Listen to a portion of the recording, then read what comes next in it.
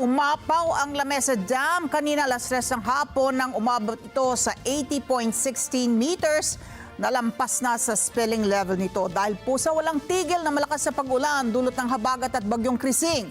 Pero bago pa man yan, lubog na ang malaking bahagi po ng Fairview at Novaliches sa Quezon City. Vin Pasco sa balitang yan. Hindi pa man nagpapakawalan ng tubig ang Lamesa Dam ay nagmistulang Waterworld na ang ilang lugar sa Quezon City, partikular na ang West at North Fairview ngayong araw. Batay sa mga video at larawan na ibinahagi ng mga netizen sa social media, makikita ang peligrong dinanas ng mga residente sa lugar, partikular na ang Dahlia Street at Rolex Street sa Barangay West Fairview kung saan umapaw ang tubig sa ilog kahit hindi na madaanan ng kalsada. Bukod sa mga sasakyan, hindi na rin madaanan ng mga tao ang kalsada dahil sa taas ng tubig na umabot hanggang baywang. Maging ang mga motorsiklo ay hindi na rin makatawid sa kalsada kaya't nakatambay na lamang ang mga ito sa gilid ng daan kung saan hindi pa masyadong mataas ang tubig.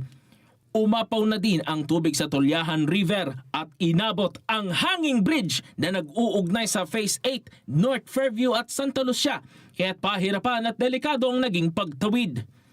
Pasado alas 3 kanina, nag-anunsyo na rin ang Barangay North Fairview ng paglikas para sa mga residente na malapit sa Tolyahan River, partikular na ang mga taga-Sitio 1 dahil sa inaasahang pag-apaw ng Lamesa Dam. Nagbistulang dagat din ang kahabaan ng Mapayapa Street sa Barangay Pasong Tamo. Abot baywang din ang baha sa paligid ng West Fairview High School kaya't na-stranded ang mga estudyante na hindi makalabas ng eskwelahan. Sa Novaliches, Quezon City, ilang mga estudyante ang napilitang lumusong sa hanggang baywang na baha para lamang makauwi. Nahuli daw kasi ang abiso ng lokal na pamahalaan na suspendehin ang klase sa gitna ng masamang panahon. Vin Pasqua para sa mata ng Agila, matatag, matapang, matapa.